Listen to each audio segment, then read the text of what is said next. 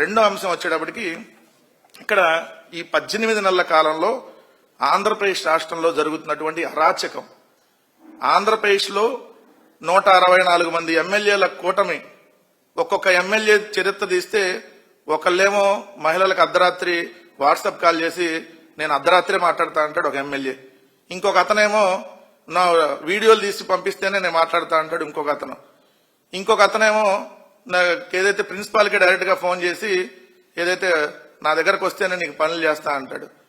So ఇంకొక ఎమ్మెల్యేలు అయితే డైరెక్ట్ గా దొరికినటువంటి పరిస్థితి.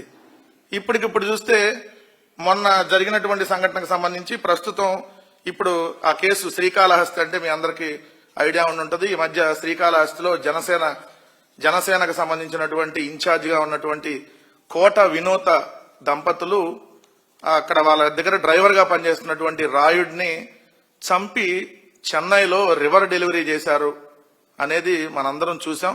ఈ సంఘటన జూలై 10వ తారీఖు జరిగింది, 2025 జూలై 10వ తారీఖున జరిగినటువంటి సంఘటన. దీనికి సంబంధించి అక్కడ నదిలో డ్రైవర్ శవాన్ని పారేశారు వాళ్ళు, తీసుకుని వెళ్లి చంపేసి అని వచ్చినటువంటి వార్త. దాని తర్వాత రాయుడు, ఆ డ్రైవర్ రాయుడు ఎవరైతే ఉన్నారో ఆ రాయుడు సెల్ఫీ వీడియో ఒకటి బయటకు వచ్చింది. అతను చనిపోయిన తర్వాత వచ్చినటువంటి సెల్ఫీ వీడియో, అంటే అతను బతుకున్నప్పుడు రికార్డ్ చేసి చనిపోయిన తర్వాత ఆ వీడియో రిలీజ్ చేశారు. దాంట్లో క్లియర్ గా అతను చెప్పింది బొజ్జల సుధీర్ రెడ్డి ఎవరైతే అక్కడ శ్రీకాళహస్తి తెలుగుదేశం పార్టీ ఎమ్మెల్యేగా ఉన్నాడో ఆ శ్రీకాళహస్తి తెలుగుదేశం పార్టీ ఎమ్మెల్యే సుధీర్ రెడ్డి ప్రోద్బలంతో ఎన్ని చేశాను అని చెప్పి అతను చెప్పినటువంటిది.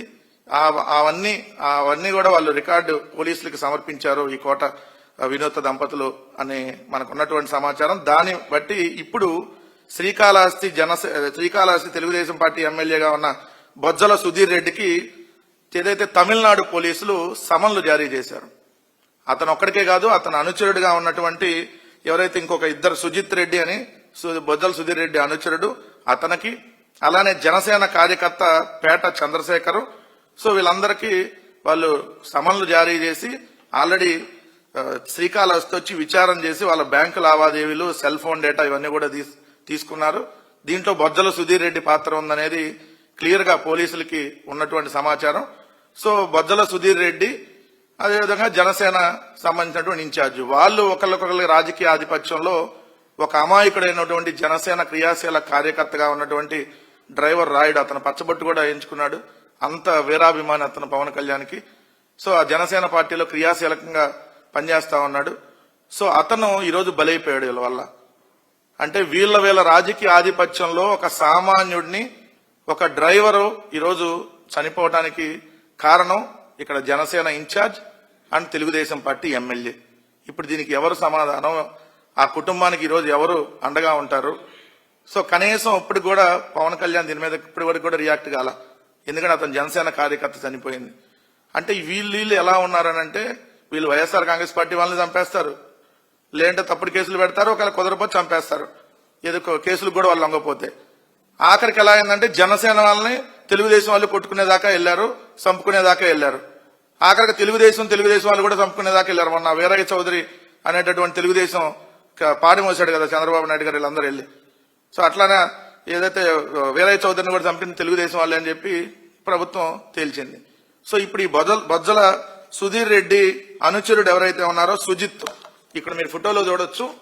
ఈ సుజిత్ ఇప్పుడు తమిళనాడు పోలీసులు ఎవరైతే ఉన్నారో ఈ తమిళనాడు పోలీసులు విచారణ నోటీసులు ఇచ్చారు. ఈ నోటీసులు ఇచ్చినటువంటి వ్యక్తి ఈ బాక్స్ లో ఈ పక్కన సుధీర్ రెడ్డి ఎమ్మెల్యేతో పాటు ఉన్నాడు. ఇతను సుధీర్ రెడ్డి అనుచరుడు సుజిత్, ఇతను కూడా ఆ హత్యలో పాత్ర ఉందని తేల్చారు. అలానే ఇక్కడ చూస్తే మీకు ఇంకొక అతను జనసేన కార్యకర్త చంద్ర ఎవరైతే ఉన్నారో మీకు అక్కడ కనపడుతుంది చూడండి బాక్స్ లో, ఇతనున్నాడు. రెండోది దీని తెర వెనకాల ఇప్పుడు ప్రస్తుతం శ్రీకాళహస్తి టెంపుల్ కి చైర్మన్ గా కొట్టే సాయి అని మీకు ఐడియా ఉండుంటారు. అప్పుడు సిఐ అంజు యాదవ్ ఏదైతే కొట్టారని చెప్పి పవన్ కళ్యాణ్ అక్కడికి వెళ్లి పెద్ద రచ్చ చేశాడు కదా.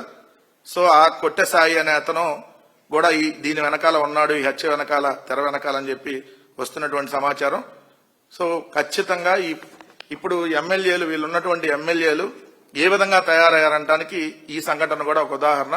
అమాయకులైనటువంటి వ్యక్తులు వీళ్ళ వల్ల బలైపోతా ఉన్నారు. వీళ్ళ రాజకీయ ఆధిపత్యంలో ఒక మహిళను ప్రైవేట్ వీడియోలు కూడా ఎమ్మెల్యే తీయించాడనేటటువంటి ఇది కూడా వస్తుంది. అంటే ఎంత దారుణానికి ఒడగడుతున్నారు రాజకీయం కోసం ఈ కూటమిలో ఉన్నటువంటి ఎమ్మెల్యేలు అనడానికి దీన్ని ఖచ్చితంగా మనం ఒక ఎగ్జాంపుల్ గా చూడొచ్చు. ఎంత అరాచకమైనటువంటి పరిపాలన ఈ 18 నెలలుగా ఇక్కడ జరుగుతుందనడానికి ఈ శ్రీకాళహస్తి ఇన్సిడెంట్ తో పాటు ఈ రాష్ట్రంలో జరుగుతున్నటువంటి అనేక సంఘటనలు కూడా ఖచ్చితంగా మనం ఉదాహరణగా చూడొచ్చని మాత్రం చెప్పదలుచుకున్నాం.